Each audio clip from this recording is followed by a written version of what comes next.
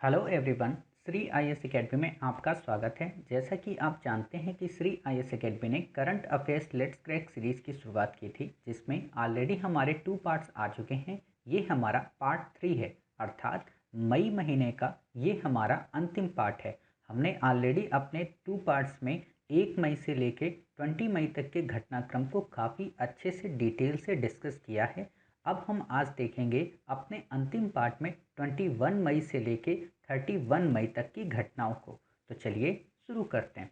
जैसा कि आप देख रहे हैं, ये हमारा current affairs let's crack series part 3 है, जो कि मई 21 से 31 तक की घटनाओं को कंप्लीट करेगा। तो सबसे पहले आज का जो हमारा आर्टिकल है वो है garbage free star rating for the cities. आपसे बिल्कुल नहीं पूछेगा कि garbage free star rating for the cities किस मिनिस्ट्री के द्वारा दिया जाता है, इसका क्या मकसद है, कौन सी सिटीज़ टॉप पे आई है, कौन सी नहीं आई है। तो आपको ये बिल्कुल भी याद करने की ज़रूरत नहीं है। अब हमारा दूसरा आर्टिकल है Indo USA vaccine action programme. आप जानते हो कि वैक्सीन बनाने के लिए, अर्थात कोविड-19 की वैक्सीन बनाने के लिए, साथ ही इसके पहले कई सारी ऐसी जो बीमारियां थीं उनसे निपटने के लिए भारत ने इंडिया और यूएसए के साथ में मिलकर एक प्रोग्राम लॉन्च किया था। मतलब भारत इंडिया ही है, तो इन दोनों ने मिलकर एक प्रोग्राम लॉन्च किया था, उसे ही यह नाम दिया जाता है Indo US vaccine action programme. आपसे नहीं पूछेगा किसके समय में हुआ, क्यों हुआ। हाँ, ये ज़रूर पूछा जा सकता है क्या हाल ही में ये प्रोग्राम लॉन्च हुआ। तो नहीं, ये 1987 में लॉन्च हुआ था, राजीव गांधी के समय। अब इसका पर्पज़ क्या होगा ये तो आप नाम से ही समझ जा रहे हो। देखो, कई सारी चीज़ें ऐसी होती हैं ना जो हमें सिर्फ आर्टिकल पढ़ने से ही समझ में आ जाती हैं, रटने की ज़रूरत नहीं पड़ती। और जिन आर्टिकल में जहाँ पे प्रश्न बन सकता है, हमें केवल वहीं पे फोकस करना चाहिए। उससे बाहर अगर हम फोकस करते हैं तो वास्तव में हमारे लिए वो घटनाओं का एक इतना ज़्यादा कूड़ा कचरा हमारे माइंड में भर जाता है कि अन्य विषयों के प्रति हम काफ़ी उदासीनता बरतने लगते हैं। क्लियर? तो हमें उसी लेवल से पढ़ना है जहाँ पे प्रश्न पूछा जा सकता है। तो आप समझ गए, इससे ज़्यादा इस पे प्रश्न नहीं पूछेगा। अब बात आती है अगला हमारा UN relief and work for Palestine. अर्थात ये क्या है, ये रिफ्यूजीज जो थे पैलेस्टीन के। अब आप बताइए पैलेस्टीन वास्तव में है कहाँ पे। आपने पढ़ा था ना कल मैप में, इज़राइल को देखा था। चलिए एक बार हम आपको फिर से दिखा देते हैं इज़राइल, लेकिन उससे पहले हम अन्य भी कई सारी चीज़ों को देख लेते हैं ताकि हम वहीं पे अन्य भी कंट्री को अच्छे से अध्ययन कर सकें। तो ये कब बना था, ये 1949 में बना था। भारत ने इसमें मदद दी है। जॉर्डन, लेबनान, सीरिया, गाज़ा पट्टी और वेस्ट बैंक के साथ साथ कई सारे रीजन इसको टच करते हैं, अर्थात हमें इतनी सारी कंट्रीज़ को भी देख लेना है। तो हम देखते हैं, ये है हमारा प्यारा भारत। इस प्यारे भारत से हम चलेंगे कहाँ पे, वेस्ट की ओर। वेस्ट की ओर जाने पे हम पहुँचे यहाँ पे टर्की के रीजन पे। और यहाँ पे आपको कोई दूर से दिख रहा है, ये सीरिया है, ये जॉर्डन है, ये इज़राइल है। क्लियर? लेकिन हमें ना तो जॉर्डन में जाना है ना ही इज़राइल में जाना है, बल्कि हमें इनकी सीमाओं को देखना है। तो आपने देखा कि ये क्या है, ये है हमारा जॉर्डन। थोड़ा सा और पास में आते हैं, ये देखिए ये लेबनान है। क्लियर? ये लेबनान की सीमा ये देखिए ये लग रही है। ये सीरिया की सीमा है, यहाँ तक सीरिया की सीमा। ये वेस्ट बैंक है, ये आपका जेरूसलेम है, ये इज़राइल है और ये जॉर्डन है। क्लियर? यहीं पे वेस्ट बैंक में ही आपको पैलेस्टीन मिलेगा। क्लियर? आप यहाँ पे थोड़ा सा और आइए, जेरूसलेम, तेल अवीव, गाजा स्ट्रिप आपने अभी पढ़ा था ना, गाजा स्ट्रिप आपको ये मिली। क्लियर? ये है आपकी गाजा स्ट्रिप। गाजा स्ट्रिप की सीमा मेडिटेरियन सी से लगती है। मेडिटेरियन सी का क्या मतलब होता है, मेडिटेरियन सी का मतलब ये होता है भूमध्य सागर। क्लियर? आपसे देखिए ये है आपका भूमध्य सागर। क्लियर? मेडिटेरियन सी लिखा है, तो आप ये समझ सकते हो।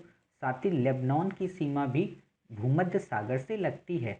समझ गए? तो ये फैक्ट काफ़ी इंपॉर्टेंट हैं, कई बार यूपीएससी आपसे प्रश्न पूछती है तो आप वहाँ कंफ्यूज हो जाते हो। लेकिन आपको बस ये पता रखना है कि जो जॉर्डन है, अर्थात ये जो कंट्री है, इसकी सीमा भूमध्य सागर से ना लगकर केवल और केवल मृत सागर से लगती है। क्लियर? अब हम देख लेते हैं आखिरकार पैलेस्टीन है कहाँ पे। तो हमने अभी वेस्ट बैंक को पढ़ा था। क्लियर?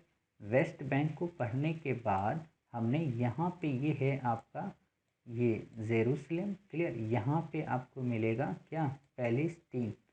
एक मिनट, हाँ, यहाँ पे बिल्कुल वैसे ही आप समझो जैसे हमारे यहाँ म्यांमार में रोहिंग्या है ना, बिल्कुल वैसे ही यहाँ पे इन सबको बसाया गया है। ये आपका देखिए पैलेस्टीन, ये आपका मिल रहा, क्लियर। ये देखिए पैलेस्टीन है, recognise officially as the state of united UN nation, और अभी आपको स्टेट का इसका दर्जा दिया गया।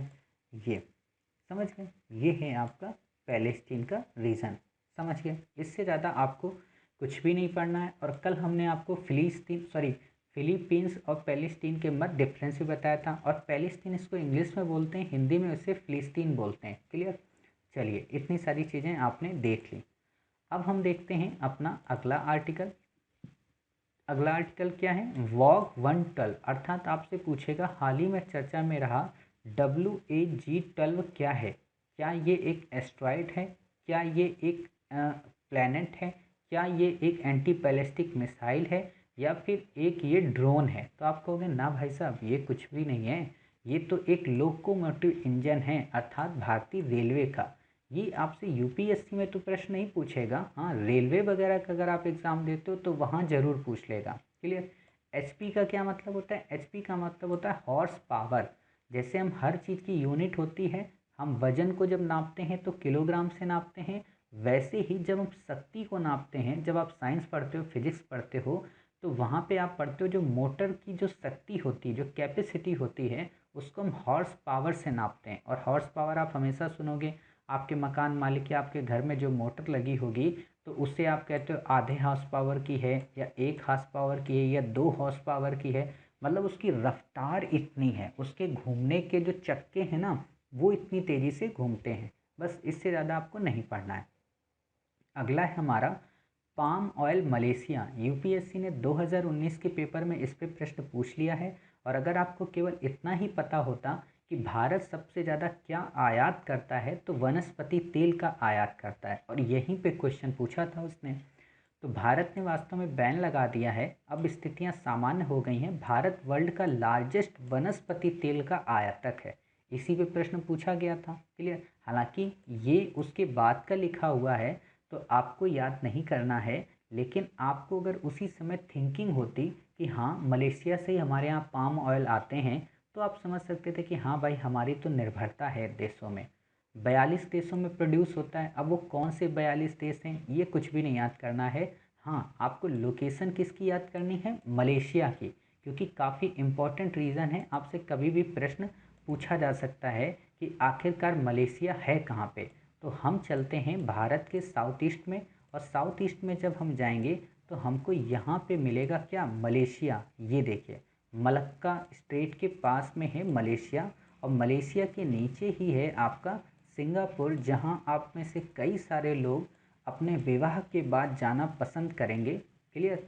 तो ये देख सकते हो मलेशिया, देख रहे हैं ना। और ये है मलक्का स्ट्रेट, और ये क्या है, सुमात्रा आइलैंड। और ये यहाँ पे सुमात्रा के नीचे क्या बताइए, आपको पता है, जावा आइलैंड, क्लियर। तो आपको सारी चीज़ें याद हैं। अब आपसे प्रश्न कैसे पूछेगा, आपसे प्रश्न ये पूछा जा सकता है कि निम्न देशों को क्रम में लगाइए।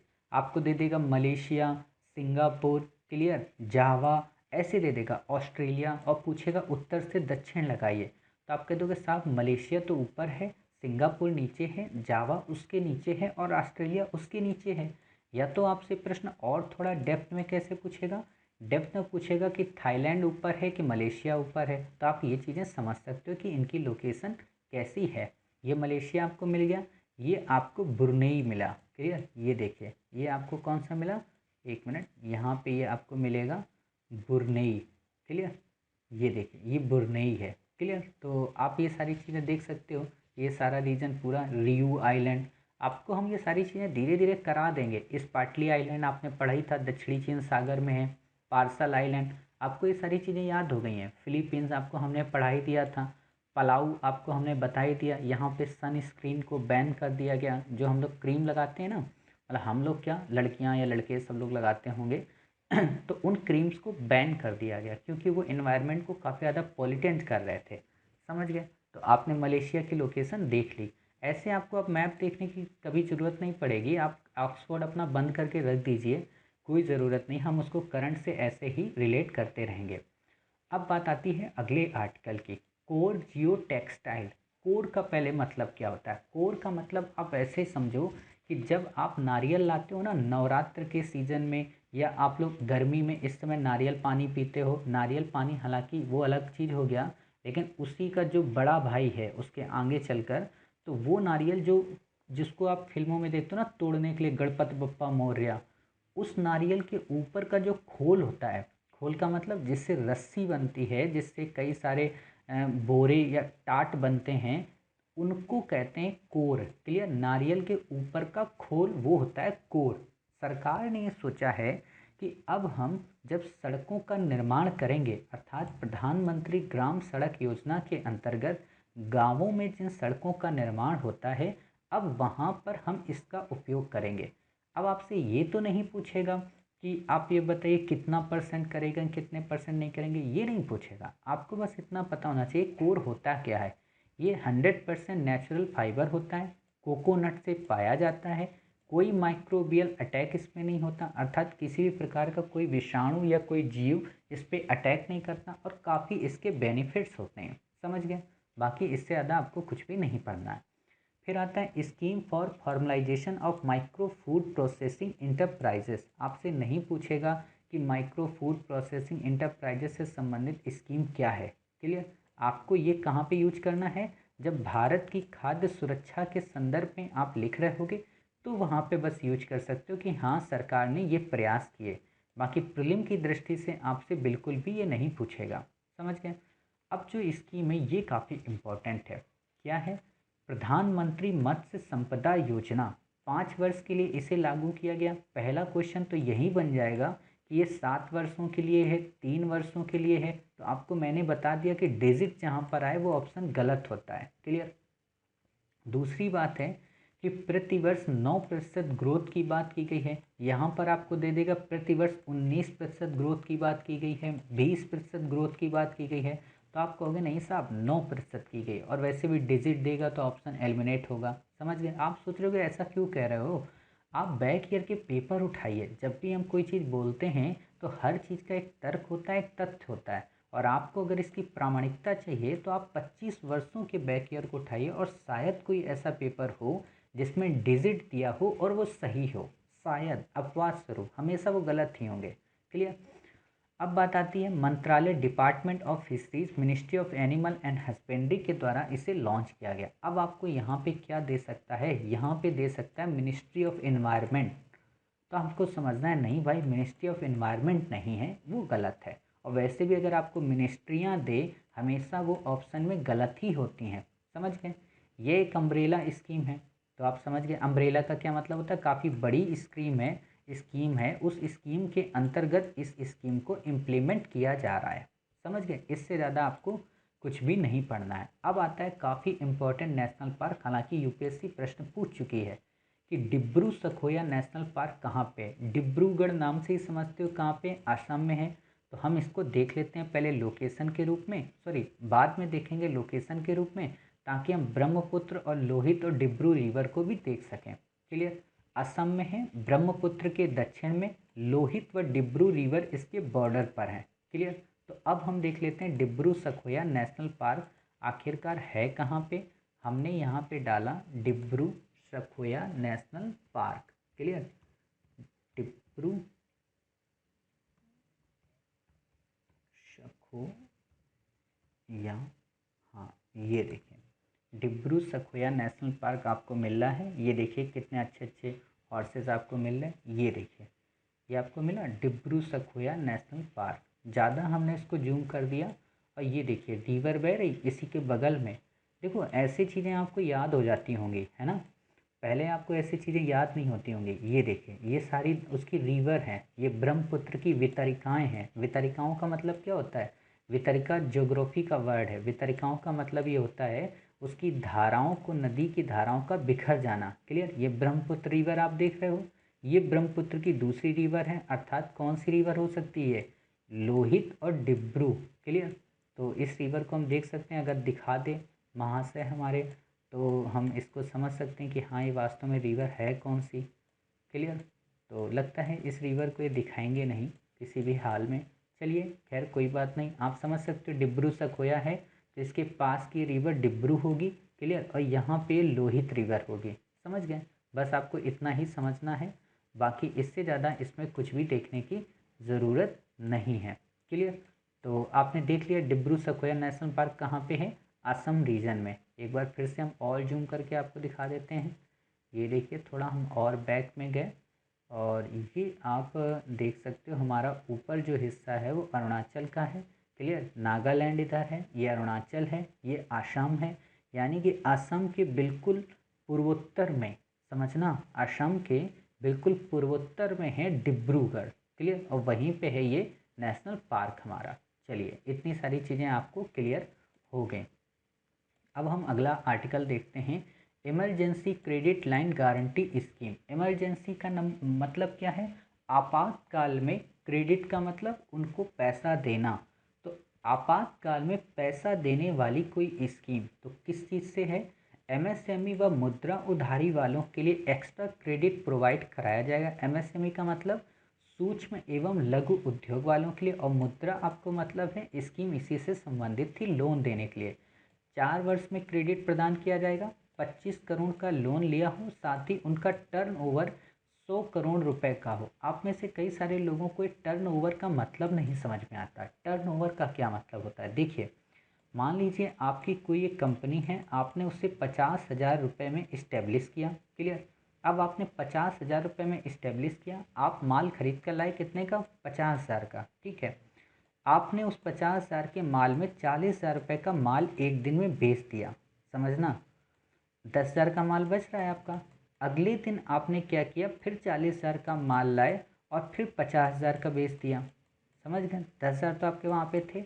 तो अब आपसे प्रश्न ये पूछा जाएगा कि आपका टर्नओवर कितना है, तो टर्नओवर कितना हो गया, 40 वो हो गया खरीद कर लाए, 50 का हमने बेच दिया, अर्थात 40 और प्लस 50 90,000, यानी कि एक दिन में हमने कितना खरीदा और कितना बेचा उसका सम होता है टर्नओवर।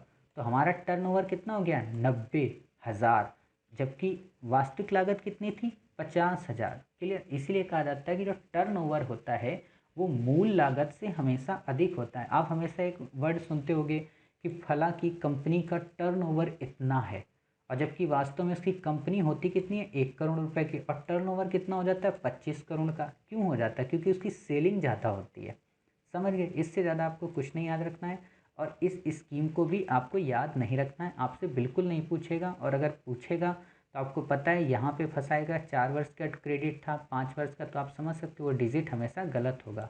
देखिए आप यकीन रखिए, आप ये मत सोचिए कि मैं हवा में आपको ये चीज़ें पढ़ा दे रहा हूँ, सब डिटेल है, आपको अच्छे से समझ में आ रहा है। अब आता है मिशन सूर्य नगरी, नाम से ही समझ में आ रहा है सूर्य नगरी। सूर्य नगरी किसे हम कहते हैं, उड़ीसा को। क्यों कहते हैं, क्योंकि वहाँ कोणार्क का सूर्य मंदिर है।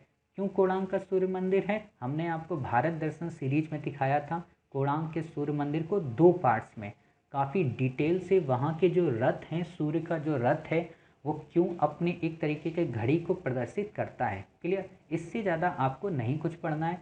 अब बात आती कोणार्क के सूर्य मंदिर की, तो काफ़ी इंपॉर्टेंट कोणार्क का सूर्य मंदिर है। आपसे प्रश्न ऐसे बस पूछ सकता है, और यूपीएससी ने पूछा है कि निम्न में से सूर्य मंदिर कौन से हैं, तो एक तो कोणार्क का सूर्य मंदिर है, दूसरा मोदी जी के नाम पे जो अभी स्टेडियम बना है उसका पहला जो नाम था क्या था, मोढेरा, और मोढेरा वास्तव में एक सूर्य मंदिर ही था। क्लियर, सॉरी सूर्य मंदिर ही है। क्लियर, अब ये बात अलग है कि मोदी जी सूर्य से ज़्यादा ऊपर हो गए हैं तो उन्होंने अपना नाम रख लिया, चलिए कोई बात नहीं। अब आता है हमारा सोनिक बूम।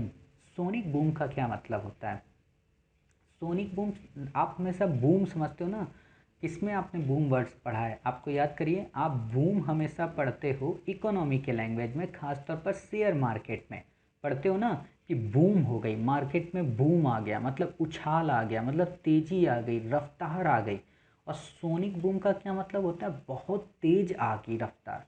बहुत तेज रफ्तार का मतलब क्या है, आप ऐसे समझ सकते हो जैसे आप लोग जो वीडियो सुनते हो हमारे, तो पीछे से आपको काफ़ी सारी आवाज़ें आती रहती हैं, वो वास्तव में ये आवाज़ें जो होती हैं ये जहाज़ की होती हैं, प्लेन की होती हैं। क्लियर, तो उनकी स्पीड आपको पीछे से सुनाई पड़ती है। अब ये बात अलग है उनकी स्पीड कम होती है तो स्मॉल बूम होते हैं, उससे ज़्यादा हो जाए तो सोनिक बूम हो जाएंगे। आप जब 26 जनवरी की परेड देखती हो या देखते हो तो वहाँ पे आप देखते हो ना कि हमारे यहाँ के पायलट कितनी हाई स्पीड में फाइटर जेट्स को उड़ाते हैं, वास्तव में वही सोनिक बूम है। क्लियर।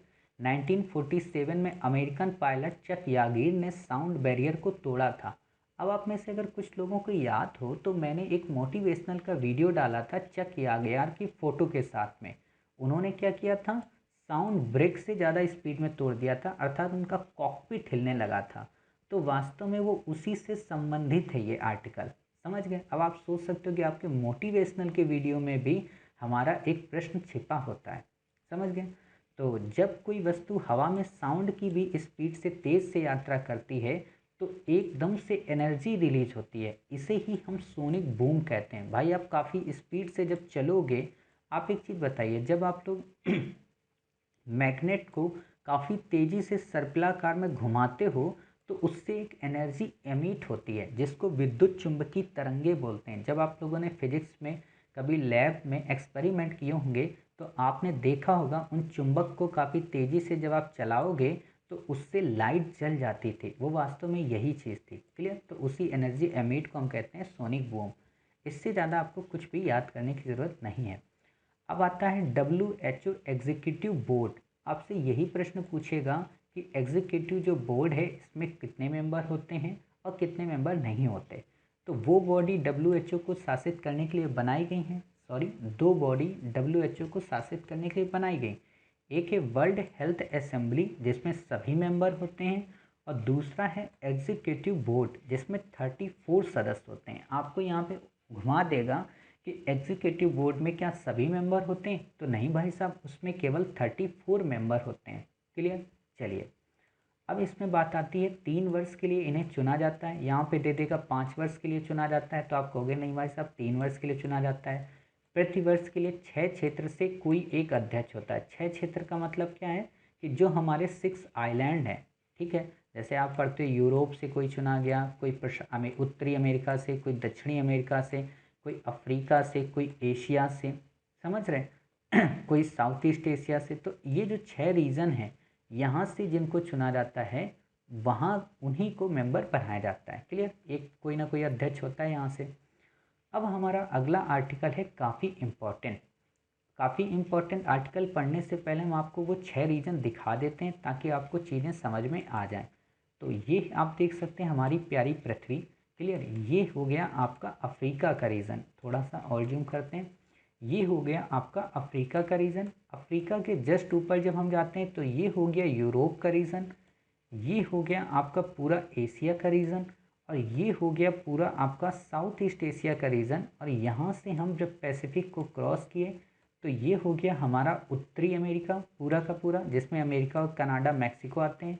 ये हो गया हमारा दक्षिणी अमेरिका जिसमें Venezuela, Brazil, Paraguay, Uruguay, Chile, Argentina ये सब आते हैं। क्लियर। तो आपने देख लिया ये सारे के सारे रीजन। यहाँ पे एक हमारा और रीजन है, ये है ऑस्ट्रेलिया। क्लियर। बुश फायर के लिए भी फेमस था। हम इनको पढ़ेंगे डिटेल में कभी ना कभी। क्लियर। चलिए, इतनी चीज़ें आपने देख ली।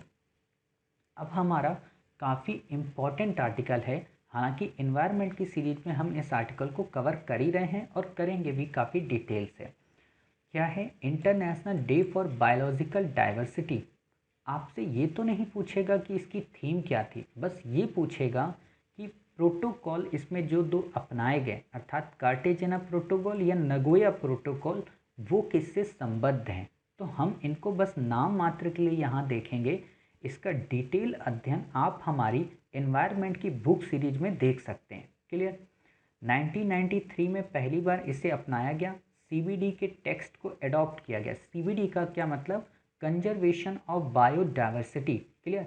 1992 के रियो अर्थ समिट में, रियो ये वास्तव में एक सिटी है। कहाँ की सिटी है बताइए? ब्राज़ील की सिटी है। अभी हम इसे देखेंगे कि वास्तव में ब्राज़ील है कहाँ पे।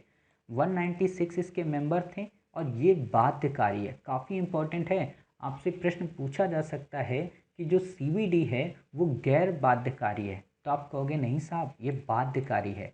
क्या इंडिया इसका मेंबर है? तो बिल्कुल, इंडिया में तो प्रकृति को हम माता ही मानते हैं, तो प्रकृति का मेंबर होगा ही। इसकी 3 पर्पस हैं। पहला पर्पस है बायोलॉजिकल डाइवर्सिटी को संरक्षित करना। डाइवर्सिटी क्या होती है, बायोलॉजिकल डाइवर्सिटी क्या होती है, इसके क्या फ़ायदे होते हैं, हमने एनवायरनमेंट की बुक सीरीज में डिटेल में पढ़ाया है, आप वहाँ पर जाके देख सकते हैं।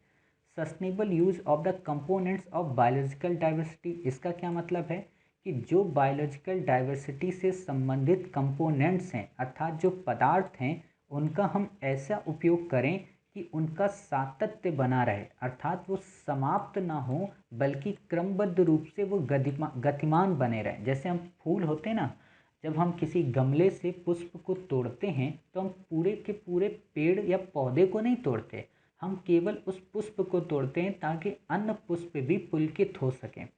अब जब अन्य पुष्प पुलकित हो सकेंगे तभी तो उस पेड़ की सातत्यता बनी रहेगी। इसीलिए उस पेड़ की सातत्यता को बनाए रखने के लिए हम केवल पुष्प तोड़ते हैं।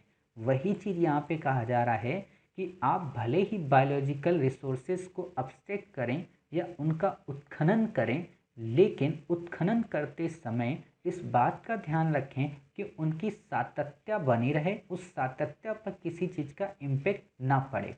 क्लियर। चलिए अगला है हमारा fair and equitable sharing for the benefits arising और the utilization of genetic resources. इसका क्या मतलब, इसका मतलब ये है कि आप जहाँ से भी उस बायोलॉजिकल डाइवर्सिटी रीजन से अगर आपने कोई रिसोर्सेज निकाला है तो उस रिसोर्सेज का उपयोग वहाँ की लोकल ट्राइब्स को, वहाँ के गाँवों को और वहाँ की कंट्री को भी होना चाहिए। ऐसा नहीं है कि आप वहाँ से उन रिसोर्सेज को अपस्ट्रैक्ट करो, किसी अन्य कंट्री में ले जाकर वहाँ से काफ़ी बेनिफिट्स प्राप्त करो, बट वहाँ के लोगों को किसी प्रकार का कोई बेनिफिट ना प्रोवाइड कराओ। क्लियर। तो इस चीज़ की भी बात आती है।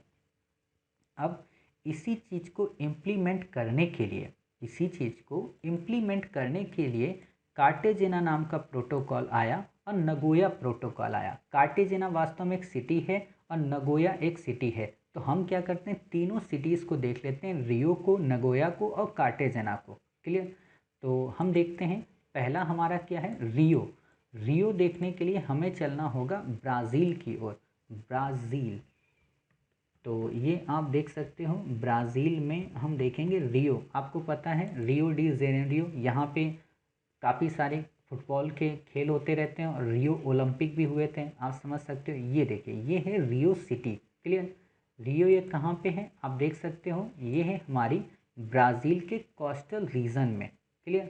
तो ये ब्राज़ील का कोस्टल रीजन आपने देख लिया कि कहाँ पे है, ये है रियो सिटी। क्लियर।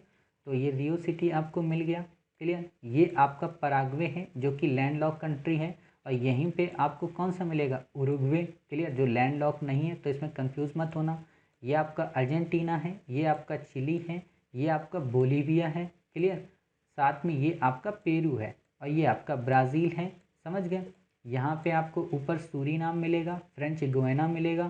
क्लियर। गुयाना मिलेगा। फ्रेंच गुयाना क्यों फेमस है बताइए, क्योंकि यहाँ पर यूरोपियन स्पेस एजेंसी का वो है, क्या है बताइए, जो हमारे यहाँ इसरो का सेटेलाइट लॉन्च व्हीकल है यहाँ पे। क्लियर। चलिए वेनेजुएला है यहाँ पे, कोलंबिया है, ये देख लीजिए आप क्योंकि आपको कभी काम आ सकते हैं। पनामा यहाँ पे आपको मिलेगा। क्लियर। तो इतनी ट्रिनाडो एंड टोबैगो, इन सबको हम वर्ल्ड हिस्ट्री में और अच्छे से पढ़ते हैं। इक्वाडोर, कई बार होता है ना कि हमको लगता है इक्वाडोर अफ्रीका में तो नहीं है, और आपको पता है कि यहीं से कौन सी रेखा जाती है बताइए, कर्क रेखा, मकर रेखा, कौन सी रेखा जाती है, आपको याद आया, बता दीजिए अब कौन सी रेखा यहाँ से जाती है इक्वाडोर से, आपने पढ़ा होगा कई बार। क्लियर। चलिए आपने ये सारी चीज़ें देख ली। अब हम देखते हैं आगे कौन सा, बताइए, नगोया। नगोया आपको कहाँ पे मिलेगा, जापान में। क्लियर। तो हम नगोया के लिए जापान चलते हैं। जापान वास्तव में ये है, 3 आइलैंड हैं यहाँ पे, कौन सा, होन्शु, होक्काइडो और होक्काइक्यू। क्लियर। तो ये 3 आइलैंड हैं आपके जापान में। तो हम थोड़ा सा और इसको जूम करते हैं और जूम करने के बाद हम चलते हैं यहाँ पे नगोया। नगोया, देखिए ऐसे प्रश्न आपसे इंटरव्यू में पूछे जा सकते हैं। और नगोया के पास में ही है Aichi. Clear. Nagoya capital of Japan, Aichi prefecture. Aichi goals यहीं पे अपनाए गए थे। क्लियर। उनको हम पढ़ेंगे, वो वास्तव में क्योटो प्रोटोकॉल से संबंधित हैं। क्लियर। तो ये है नगोया आपका। क्लियर, देख लिया आपने नगोया, कियोसू, ये सारे नाम, जापानीज नाम आपको याद नहीं रखने हैं। अब आता है कौन सा, कार्टेजेना। तो हम कार्टेजेना को भी देख लेते हैं, कार्टाजेना, कार्टेना इसमें है, कार्टाजेना मिल जा।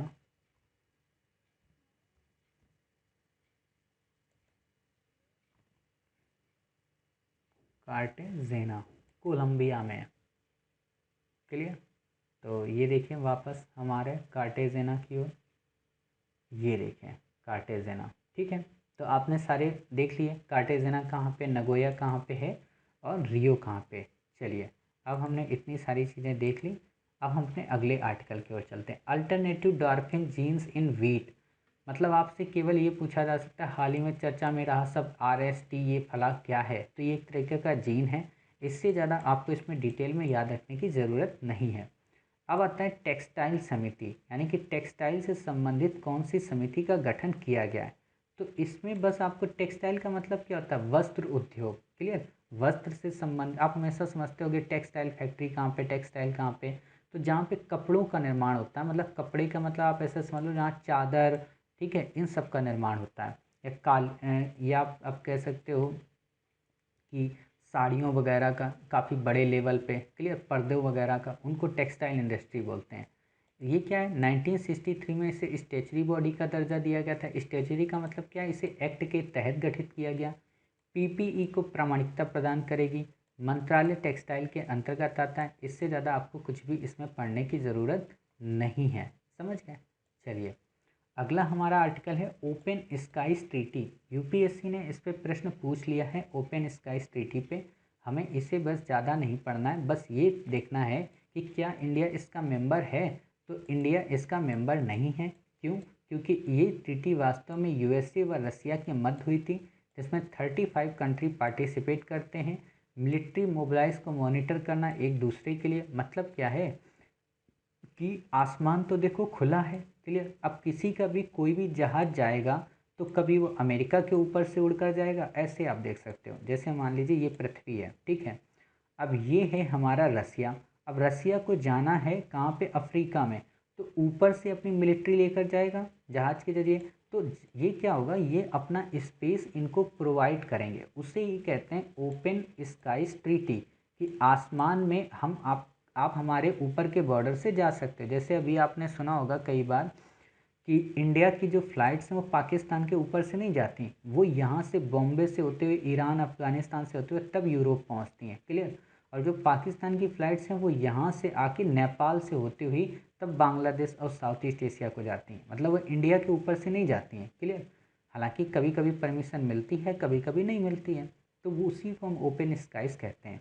चलिए, आपको पता चल गया क्या इंडिया इसका मेंबर है। तो इंडिया इसका मेंबर नहीं है। 1992 में साइन हुई थी, 2002 में फोर्स में आई थी। इम्पॉर्टेंट बस यही, आपसे यही प्रश्न बनाएगा कि भारत हाल ही में इसका सदस्य बना, तो आप कहोगे बिल्कुल भी नहीं, भारत इसका सदस्य कभी था ही नहीं, तो बनेगा क्या, समझ गए। अब बात आती है स्टेटस पेपर ऑन गवर्नमेंट डेप्ट। आपसे ये बिल्कुल नहीं पूछेगा स्टेटस पेपर ऑफ गवर्नमेंट डेप्ट क्या है। क्लियर, देखो कई सारे ऐसे आर्टिकल आते हैं ना जो आपके इम्पोर्टेंट है ही नहीं, फिर भी हमें पढ़ना ही पड़ता है। बस आपको यहाँ पे एक फैक्ट ये याद रखना है कि भारत सरकार का सबसे ज़्यादा जो ऋण है वो बाहरी है या फिर डोमेस्टिक है। तो डोमेस्टिक सबसे ज़्यादा ऋण है, क्लियर, मतलब घरेलू ऋण सबसे ज़्यादा है। अब हमारा अगला आर्टिकल काफ़ी इंपॉर्टेंट है, कांगड़ा टी। कांगड़ा टी समझने से पहले आप लोगों ने एक MCQ सॉल्व किया था टेलीग्राम के चैनल पर। क्या था MCQ, कांगड़ा वैली कहाँ पे है, और आपने सही जवाब दिया था कि वो हिमाचल प्रदेश में है। तो अब आप बताइए, जब कांगड़ा वैली हिमाचल में है तो कांगड़ा टी कहाँ की होगी, हिमाचल की होगी। अर्थात आपको दो क्वेश्चन याद हो गए, कांगड़ा वैली और हिमाचल प्रदेश। अब आप में से दो फैक्ट हमें बता दीजिए कि वास्तव में तेलाई रुमाल कहाँ की है, और आप ये बता दीजिए हमें कि सोहराई खोबर आर्ट कहाँ की है। तो आप जानते हो सोहराई खोबर कहाँ की है, बताइए, छत्तीसगढ़ की है, नहीं, झारखंड की है। आप ये बताइए तेलाई रुमाल कहाँ की है, तमिलनाडु की है, नहीं भाई, तेलंगाना की है। क्लियर, अच्छा बता दो चौखाओ कहाँ का है, मणिपुर का। क्लियर, देखिए आपको सारे के सारे याद हैं। आप लोगों को लगता है कि आप सब भूल गए हो, बिल्कुल आप नहीं भूलते हो, आपके माइंड में काफ़ी पावर है और आपको सारी चीज़ें याद रहती हैं। क्लियर, तो हिमाचल, ये आपको एक और नया तथ्य याद हो गया। चलिए, अब आपका मन कर रहा होगा सर दिखा दो आखिरकार कांगड़ा वैली है कहाँ पे, तो भाई आप देख लो, क्योंकि हम आपकी इच्छा को तो कभी टाल ही नहीं सकते। तो कांगड़ा वैली आपको ये मिल गई, ये देखिए कांगड़ा, हम देखेंगे वैली, क्लियर, ताकि हमें और चीज़ें अच्छे से क्लियर हो सकें। ये देखिए कांगड़ा वैली। देखिए आप लोग वैसे तो मैप कभी देखते नहीं होंगे, और आप भी क्या, कोई नहीं देखता है, लेकिन हम आपको ऐसे दिखा दिखा के ना आपको चीज़ें याद करा देंगे। अब ये देखो है कांगड़ा वैली, क्लियर। अब ये कांगड़ा वैली कितनी खूबसूरत लग रही, क्लियर। जब आप IAS बन जाना तो आप लोग यहाँ पे जाना, संडे की छुट्टी आपको मिलती ही है लवासना में, क्लियर। तो आपको 3D के रूप में हम दिखाते हैं। ये देखिए वैली, अब यहाँ पे चाय उगाई जाती है, क्लियर। अब चाय की यहाँ पे काफ़ी अच्छी उपज होती है, आप लोग सुबह सुबह चाय भी पीते हो, क्लियर। देख रहे हो पामपुर टी गार्डन्स, क्लियर। तो टी गार्डन से क्या दिखा रहा है, वास्तव में यहाँ पे चाय का काफ़ी ज़्यादा फेमस वो रहता होगा, क्लियर। तो आपने ये चीज़ें देख ली।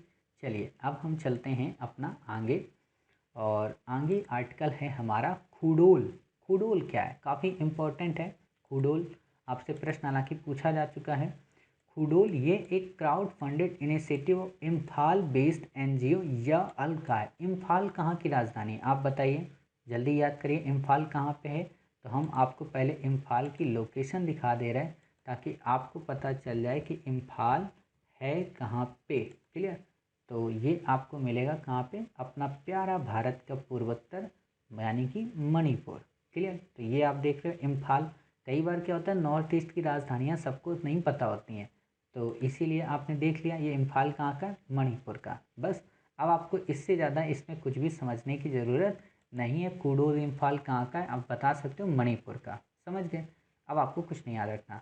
वर्ल्ड बी डे क्या है, वर्ल्ड बी डे का मतलब मधुमक्खियों से परागण की प्रक्रिया में महत्वपूर्ण योगदान। परागण का मतलब क्या होता है, आप हमेशा जब बायोलॉजी पढ़ोगे तो वहाँ पे परागण, निषेचन, इन सारी क्रियाओं को पढ़ते हो। वास्तव में ये पादपों के अंदर, या आप कह सकते हो पादप जब इंटरेक्ट करते हैं एक दूसरे के साथ, एक दूसरे के साथ जब अट्रैक्ट होते हैं, तो जो पुष्प को जन्म देते हैं वो वास्तव में इसी परागण की प्रक्रिया के अंतर्गत होता है।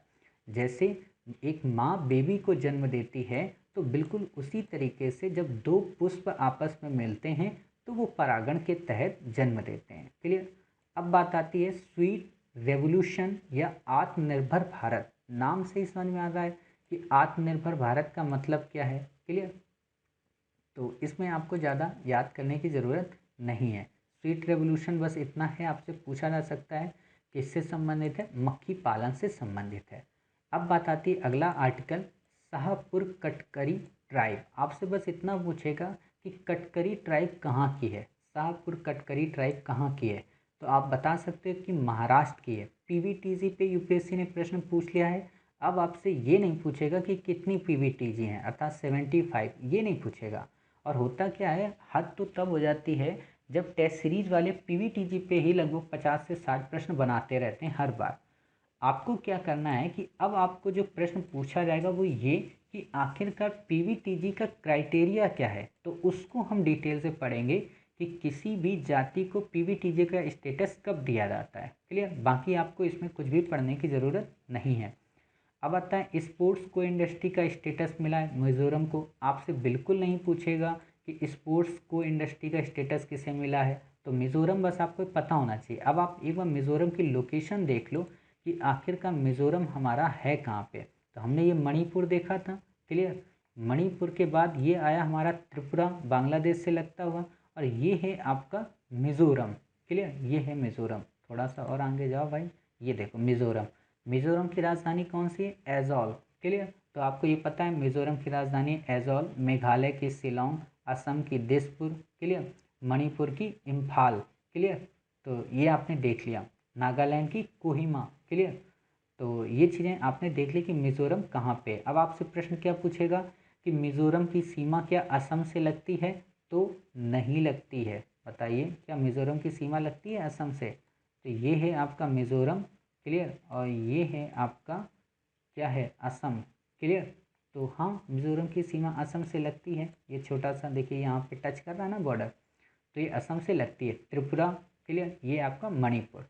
तो आपने इतनी सारी चीज़ें देख ली। चलिए अब हम देखते हैं अपने अगले आर्टिकल को। अगला आर्टिकल कौन सा है, काफ़ी इम्पोर्टेंट है और काफ़ी आपको अच्छा भी लगेगा। अच्छा क्यों लगेगा, अभी हम आपको बताते हैं। नील नदी, आप में से कल एक नील नदी हमने पढ़ी थी अपने प्रीवियस पार्ट में, जिसमें मैं कंफ्यूज हो गया था कि वास्तव में इसी नील नदी की बात कर रहा है क्या। तो वो नील नदी थी भरतपुजा, क्लियर, जो कि पेरियार की ट्रिब्यूटरी है। नील नदी ये जो है ये अफ्रीका की है, काफ़ी इंपॉर्टेंट है। अभी हम इसको देखेंगे। 3 नदियों से मिलकर बनी है, वाइट नील, ब्लू नील और अल्बारा, क्लियर।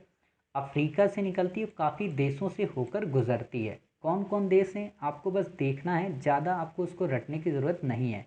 तो आप देख सकते हो ये है हमारा प्यारा भारत।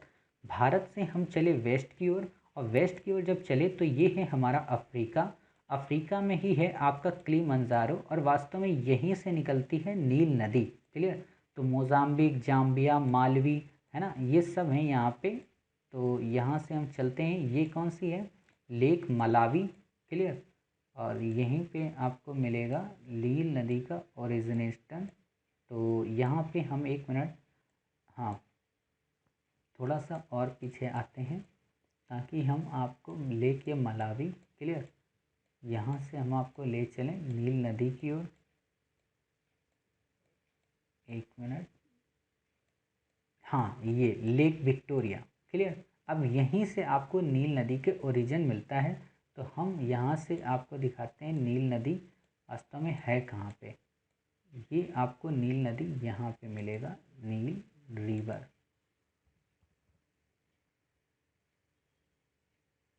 हाँ, ये देखिए, ये है आपका यहाँ पे नील नदी, क्लियर।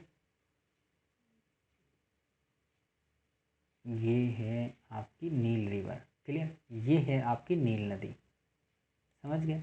ये इजिप्ट के पास में, ये देखें, ये सिनाई पेनिनसुला इसी को बोलते हैं, क्लियर। और आपको जानकर हैरानी होगी, आप में से कई सारे लोग सोचते हो ना कि वास्तव में यहाँ से हम जाते कैसे भूमध्य सागर। तो आपको दिखा दूँ जो कैनाल बनी है, ताकि आपको यहाँ पे पता चले। वहाँ पे तो आप क्योंकि जान पाते नहीं हो, ये पोर्ट साइड है, क्लियर।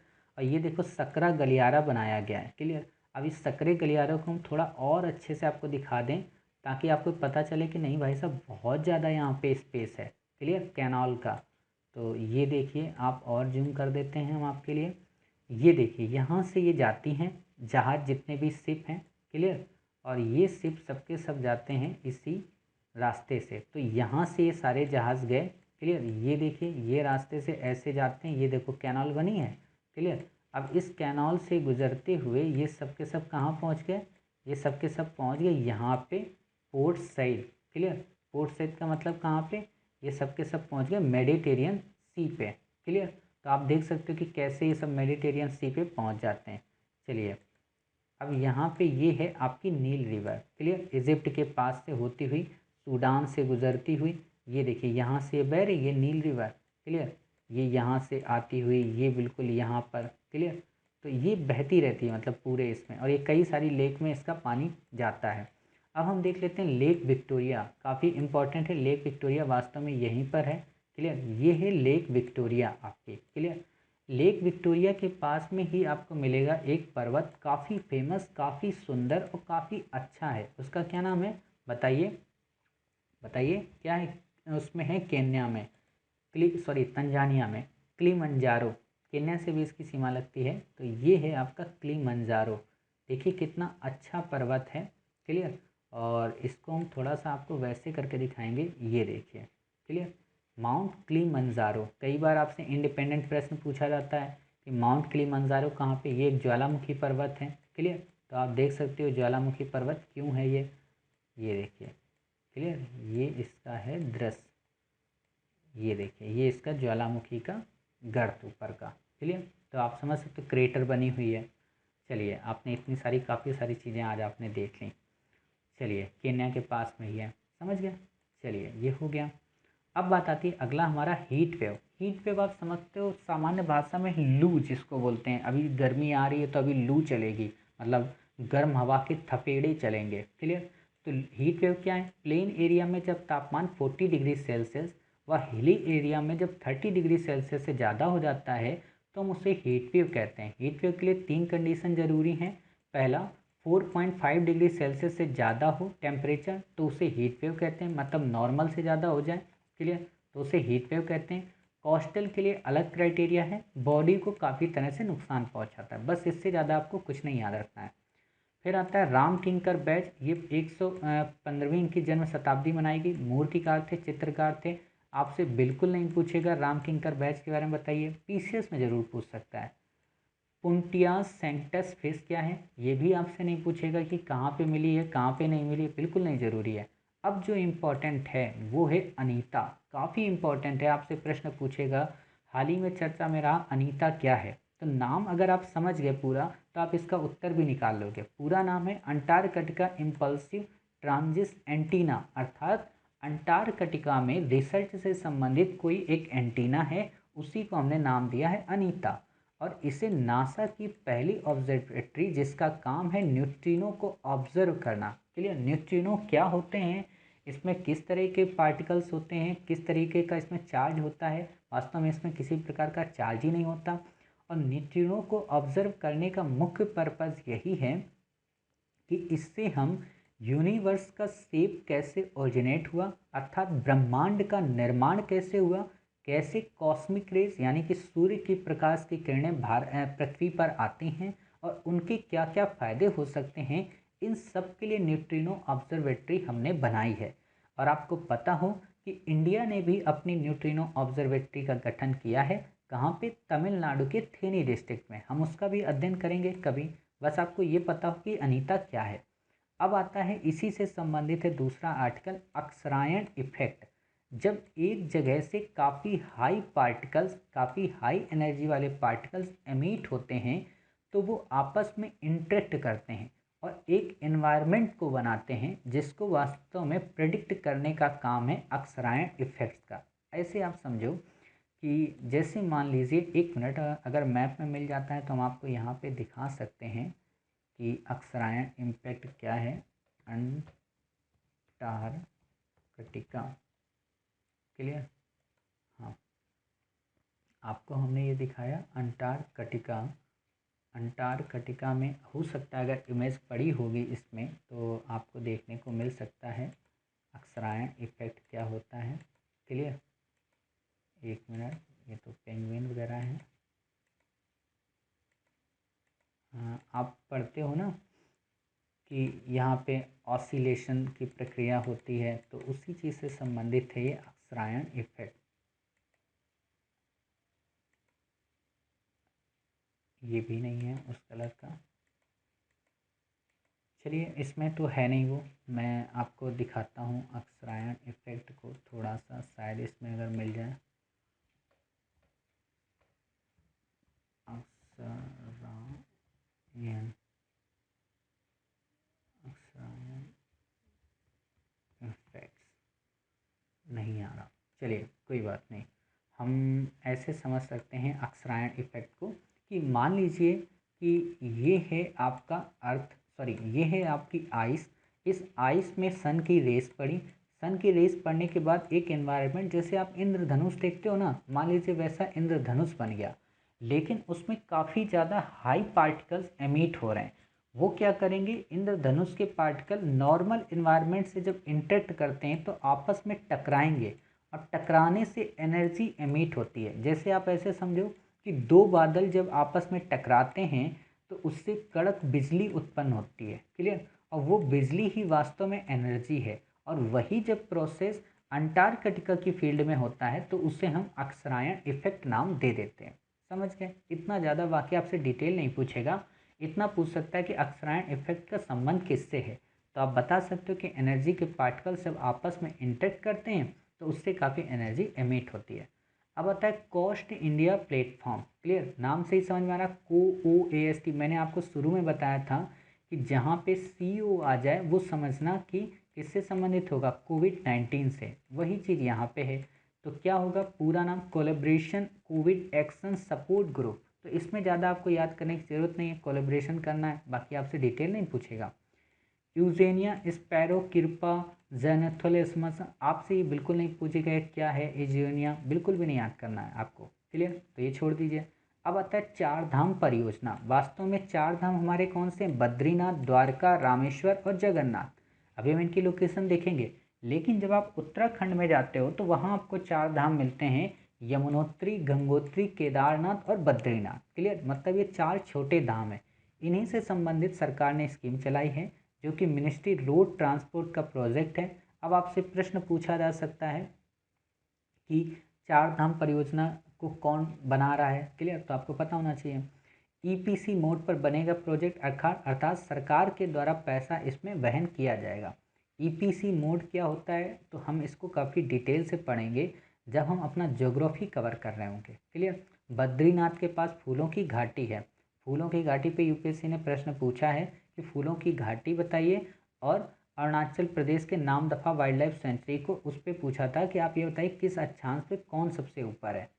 तो खैर अभी हम ये देख लेते हैं बद्रीनाथ, केदारनाथ ये सब कहाँ पे हैं। तो आप ये देखिए, बद्रीनाथ ये है उत्तराखंड में आपका। क्लियर? तो ये हम चले बद्रीनाथ के दर्शन करने। देखिए, आपको सुबह सुबह हम बद्रीनाथ के दर्शन करा दे रहे हैं बिना किसी पैसे के। क्लियर? तो आप देख सकते हो ये है बद्रीनाथ। क्लियर? अब बद्रीनाथ की लोकेशन आपने ये देख ली, ये देखिए यहाँ पे है ये बद्रीनाथ। क्लियर? बद्रीनाथ को आप ऐसे देख सकते हो कपाट टीन के। क्लियर? तो ये प्रभु के दर्शन आप लोग कर लीजिए। ये वहाँ की पहाड़ियाँ, ये देखिए वहाँ का मुख्य गेट। क्लियर? तो ये आपने देख लिया स्वामी नारायण मंदिर बद्रीनाथ। क्लियर? तो आपने ये बद्रीनाथ को देख लिया। चलिए, अब हम यहाँ पे देखते हैं किसको? केदारनाथ को। केदारनाथ। क्लियर? काफ़ी इम्पोर्टेंट है, क्योंकि यहाँ पे आपको पता है उत्तराखंड में काफ़ी बड़ी घटना हुई थी। देखिए पास में ही है ना, इसी के बिल्कुल पास में ये आपका केदारनाथ। क्लियर? थोड़ा और हम पास में चलते हैं केदारनाथ के पास। क्लियर? ये है आपका केदारनाथ ज्योतिर्लिंग। क्लियर? आप ऐसे समझ सकते हो कि ये केदारनाथ का मुख्य मंदिर। क्लियर? तो ये आप देख सकते हैं पहाड़ियाँ वहाँ की, ये केदारनाथ का भव्य। क्लियर? तो जब आप आईएएस बन जाएंगे, लवासना जाएंगे, तो वहाँ पे ज़रूर घूम घूम कर आप यहाँ पे पिक खींच कर भेजिएगा। क्लियर? तो आप देख सकते हो केदारनाथ। अब आता है हमारा कौन सा? यमुनोत्री। यमुनोत्री को भी हम देख लेते हैं। ऐसे क्या होगा ना, आपके मन में इमेज छपी रहेगी और साथ ही आपसे कोई भी पूछेगा तो आप बता सकते हो। क्लियर? यमुनोत्री ये भी देखिए उत्तराखंड में है आपका, उसी के पास में देख रहे हो। पहले वहाँ पे हम गए, फिर वहाँ से यहाँ आए। ये देखिए है आपका यमुनोत्री। क्लियर? यानी कि यमुना के बहने, यमुना कहाँ से निकलती है उस चीज़ का ये स्थान है यमुनोत्री। क्लियर? आप ऐसे देख सकते हो इमेज में कि ये है आपका यमुनोत्री का पास। ये देखिए यहाँ से यमुनोत्री निकलती है, यमुना नदी। क्लियर? तो आप देख सकते हो, ये जैसे गोमुख आप गंगा के बारे में सुनते हो, बिल्कुल वैसे ही। अब बताइए कौन सा रह गया? यमुनोत्री आपका हो गया, गंगोत्री आपका हो गया। गंगोत्री कहाँ हुआ है? हमने तो यमुनोत्री ही पढ़ाया आपको। चलिए गंगोत्री भी देख लेते हैं। ये देखिए गंगोत्री आपका। क्लियर? तो ये चार धाम आपके क्लियर हो गए, समझ गए? तो ये चार धाम आपके जब क्लियर हो गए, तो अब हमारे पास बचते हैं चार बड़े धाम, जिनको वास्तव में हम धाम कहते हैं। क्लियर? ये देखिए ये है गंगोत्री का भव्य नज़ारा। क्लियर? यहाँ के ग्लेशियर पिघल रहे हैं हालांकि, तो आप ये देख सकते हो। अब हम देखते हैं कौन सा? केदारनाथ हमने देख लिया, बद्रीनाथ देख लिया। क्लियर? अब हम देखते हैं कौन सा, बताइए, याद करिए, एक मिनट। हमने देखना है बद्रीनाथ देख लिया है, आपको दिखा दिया। द्वारका दिखा दे, रामेश्वर और जगन्नाथ। तो हम आपको द्वारका ले चलते हैं। द्वारका कहाँ पे है बताइए? भगवान श्री कृष्ण की नगरी है, हालांकि अब तो डूब गई है पूरी तरह से। क्लियर? द्वारका,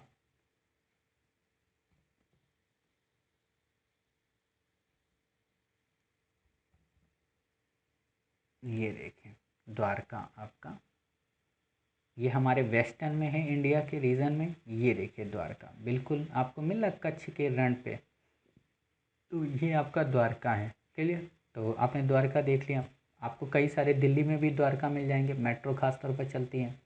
अब हम आपको दिखाते हैं द्वारका के बाद कहाँ पे? रामेश्वर। रामेश्वर, रामेश्वर क्यों फेमस है बताइए? रामेश्वरम, रामेश्वर इसलिए फेमस है क्योंकि प्रभु श्री राम जब श्रीलंका को जा रहे थे तो यहीं से उन्होंने पुल वो किया था। ये देखिए रामेश्वर। क्लियर? धनुषकोडी वगैरह आपको यहीं पे मिलेगा। क्लियर। तो ये रामेश्वर है, आपको यहीं पे सुनते होगे ना, ये है राम सेतु, देख लीजिए। कई बार आप लोगों के मन में आता है और कई बार कहा जाता है इसको तोड़ दिया जाए। ये देखिए, ये राम सेतु बना है, आदम ब्रिज। क्लियर। आदम का मतलब क्या होता है, यही बानरों के द्वारा जो ब्रिज बनाया गया है। एक मिनट, इसको हम थोड़ा सही करते हैं। ये देखिए, ये पूरा ब्रिज बना हुआ है। क्लियर। हालांकि अब ये काफ़ी नीचे हो गया है, तो यहाँ पे जहाज़ वो हो नहीं पाते हैं, तो इसलिए काफ़ी ज़्यादा इशू बना रहता है। ये कि राम सेतु ब्रिज है। थोड़ा हम और आपको ले चलते हैं। ये देखिए, कहा जाता है ये राम सेतु ब्रिज है। क्लियर। तो ये बना था, अब धीरे धीरे ये थोड़ा सा क्षरित हो रहा है, समझ गए। तो आपने देख लिया सारी चीज़ें, श्रीलंका के पास में कितना जूम करके। अब हमारा कौन सा बनता है, जगन्नाथ। जगन्नाथ आपको पता है कहाँ पे है, उड़ीसा में। जगन्नाथ टेम्पल भी आपने पढ़ा था। क्लियर। तो ये है जगन्नाथपुरी। ओ, जगन्नाथपुरी मथुरा में क्यों आ गया, मथुरा वाला नहीं भैया, मुझे जगन्नाथ चाहिए, उड़ीसा वाला। जगन्नाथ उड़ीसा,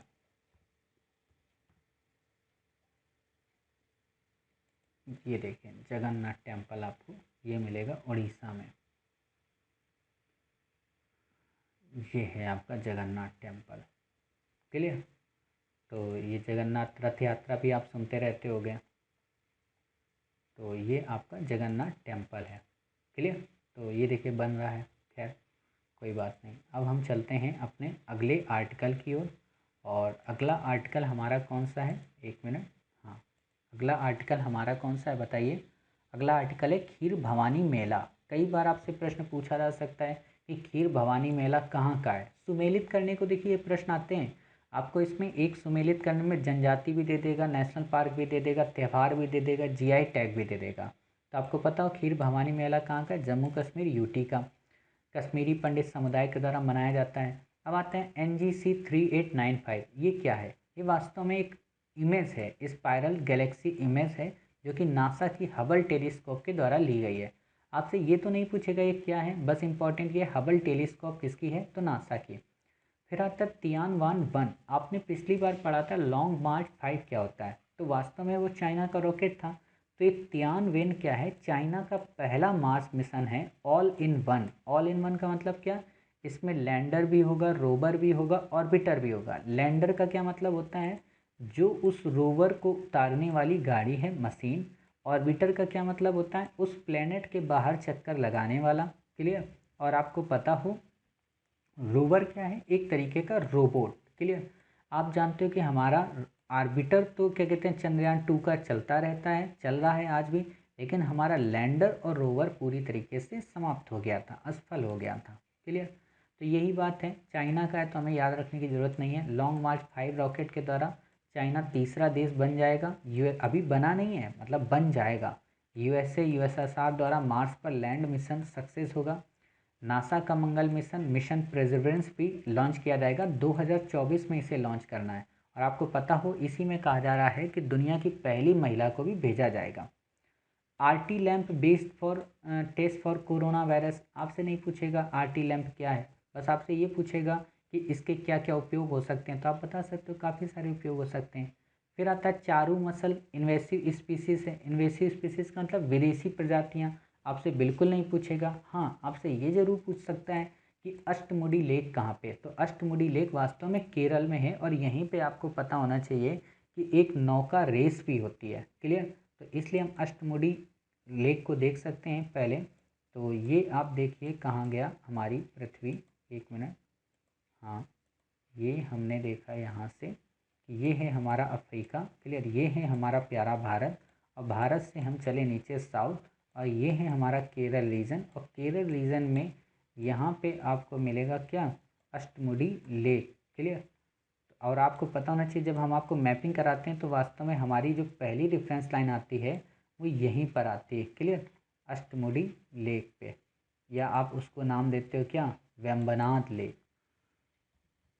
अष्टमुडी। क्लियर। ये देखें अष्टमुडी लेक, तो ये आपको मिल गई यहाँ पे बिल्कुल कोने में। क्लियर। तो ये है आपकी अष्टमुडी लेक। क्लियर। तो आपने ये देख लिया अष्टमुडी लेक कहाँ पे है। बैक वाटर लेक है ये एक तरीके की। तो आपको समझ में आ गया अष्टमुडी कहाँ पे। अच्छा आप ये बता दीजिए, अष्टमुडी तो यहाँ पे है, आप पुलिकट लेक कहाँ पे है? क्लियर। तो आप पुलिकट लेक देख कर बताइए कहाँ पे हो सकती है, बताइए। हमने आपको मैपिंग कराया है, तो आप यहाँ पे देखिए पुलिकट लेक के बारे में। यूपीएससी ने प्रश्न भी पूछा है पुलिकट लेक क्या 2 स्टेट्स पे है। तो आप जब यहाँ पे देख लेंगे तो आप कह देंगे कि हाँ साहब 2 ही स्टेट पे है पुलिकट लेक। तो ये आपका क्या है, बॉर्डर है। कहाँ का बॉर्डर है बताइए? आंध्र प्रदेश और तेलंगाना का। क्लियर। और ये आपकी कौन सी लेक है बताइए? वास्तव में यही आपकी पुलिकट लेक है। क्लियर। तो पुलिकट लेक कैसे है हम आपको 1 मिनट यहाँ पे दिखा सकते हैं। पुलिकट लेक,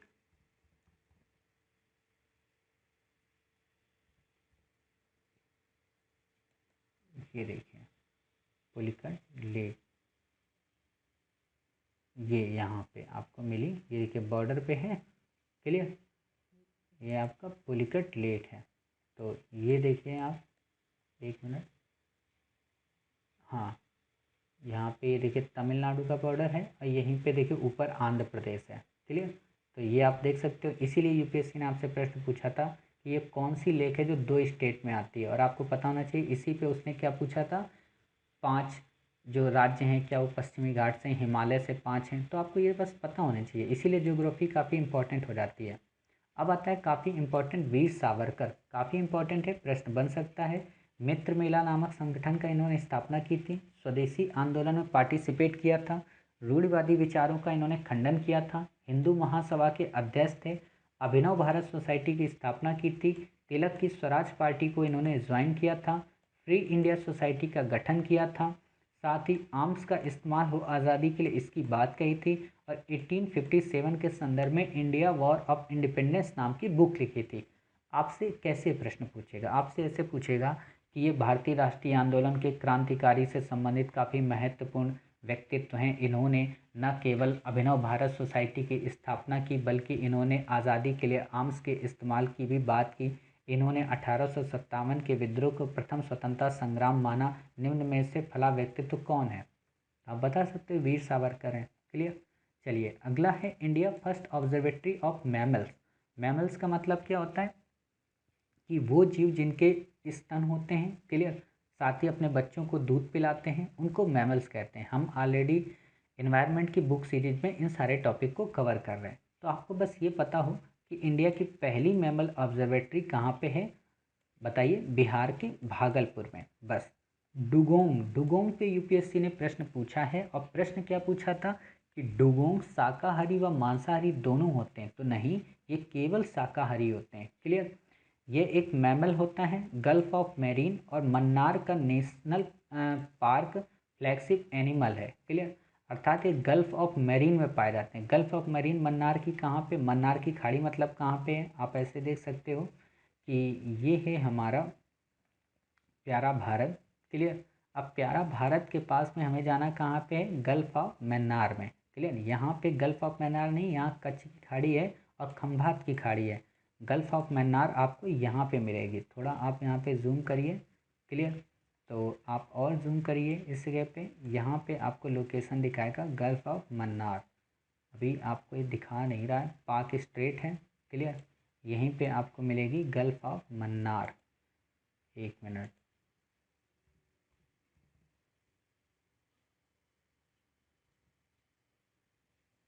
मन्नार गल्फ, ये देखिए मन्नार गल्फ और मैरीन नेशनल पार्क, ये देखिए। क्लियर। तो ये आपको मिल गया gulf of Mannar marine national park.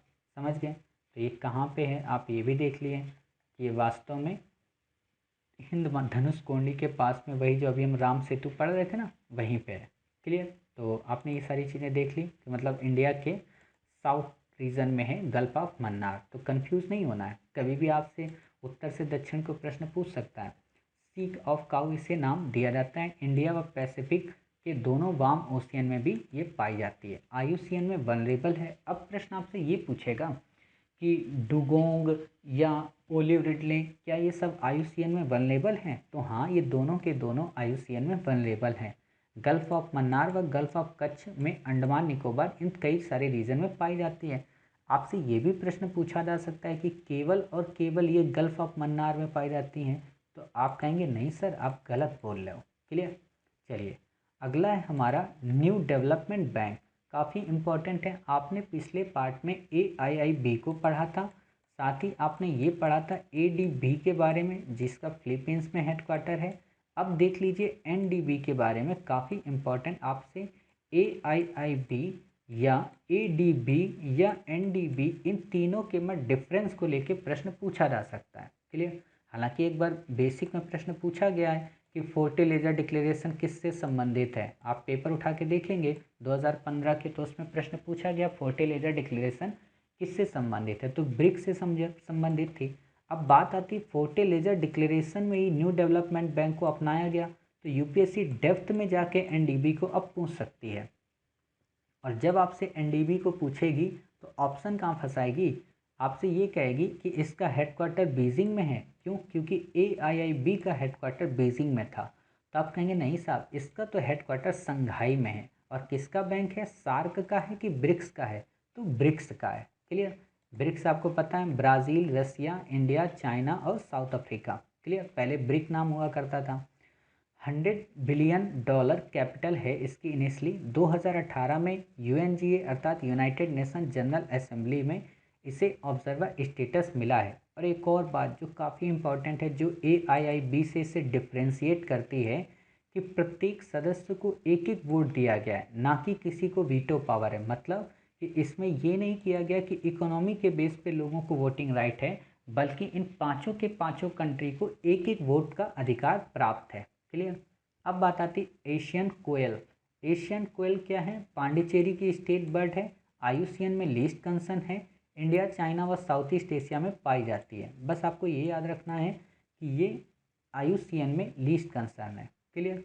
अब बात आती है WHO फाउंडेशन, काफ़ी इंपॉर्टेंट है। इस पर एक प्रश्न पूछा जा सकता है कि ट्रिपल बिलियन गोल्स क्या हैं, तो उससे हम देख लेते हैं। Independent grant making entity body है, आपसे ये नहीं पूछेगा। लीगली इंडिपेंडेंट है WHO से, ये भी नहीं पूछेगा। आपसे केवल ये पूछेगा इसमें कि 1 बिलियन या 3 बिलियन गोल्स या 3 बिलियन टारगेट्स क्या हैं। तो आप बता सकते हो कि 3 बिलियन टारगेट वास्तव में हेल्थ से संबंधित हैं और WHO का इनिशिएटिव है। इन 3 बिलियन में क्या होगा कि 1 बिलियन को यूनिवर्सल हेल्थ कवरेज दी जाए, यानी कि सबको स्वास्थ्य की सेवाएं प्रोवाइड की जाएं। 1 बिलियन हेल्थ इमरजेंसीज को शुरू किया जाए, मतलब स्वास्थ्य से संबंधित आपातकालीन व्यवस्था की व्यवस्था की जाए। 1 बिलियन को बेटर हेल्थ वेल बींग अर्थात 2023 तक लोगों के स्वास्थ्य में सुधार किया जाए। क्लियर। तो ये बस आपको पता होना चाहिए कि ट्रिपल बिलियन टारगेट किससे संबंधित हैं, तो आप बता सकते हो WHO से और स्वास्थ्य की फील्ड से। अब आता है military gender advocate of the year award. Award आपसे यूपीएससी नहीं पूछती, ये आपको अच्छे से पता है। चलिए, अब आता है सुपर मशरूम कॉर्डिसेप्स मिलिट्रीज। ये क्या है, ये एक फंगल पाउडर है इम्यून सिस्टम बढ़ाने के लिए, ये भी आपसे नहीं पूछेगा कि ये क्या है। क्लियर। फिर आता है central institute of petrochemical engineering and technology, बिल्कुल भी आपसे नहीं पूछेगा इसका गठन कहाँ पे हुआ, किस तरीके से हुआ, किसने किया, क्योंकि ऐसे प्रश्न यूपीएससी आपसे नहीं पूछती है। क्लियर। तो इस तरीके से हमने देखा कि आज हमने काफ़ी सारे इंपॉर्टेंट्स को अध्ययन किया, जिसमें कई सारे तो काफ़ी इंपॉर्टेंट हैं। मैपिंग की दृष्टि से भी हमने कई सारी साइट्स को लोकेट किया और उनको देखा। उम्मीद है आपको मई महीने के तीनों पार्ट्स में करंट अफेयर्स काफ़ी अच्छे लगे होंगे। आपको बस इससे ज़्यादा कुछ भी नहीं पढ़ना है। अगर आपका मन है तो आप पढ़ लीजिए, लेकिन 27 जून को आप खुद देखेंगे कि वास्तव में वो प्रश्न नहीं आए जो आपने ओवर एक्स्ट्रा पढ़ लिए, वही आए जो हमने पढ़ाए। क्लियर। इनसे बाहर कुछ भी नहीं आने वाला। क्लियर। तो मिलते हैं अपने अगले महीने के करंट अफेयर्स के पार्ट 1 में, अर्थात जून के करंट के पार्ट 1 में। तब तक अपना ख्याल रखिए और स्वस्थ रहिए।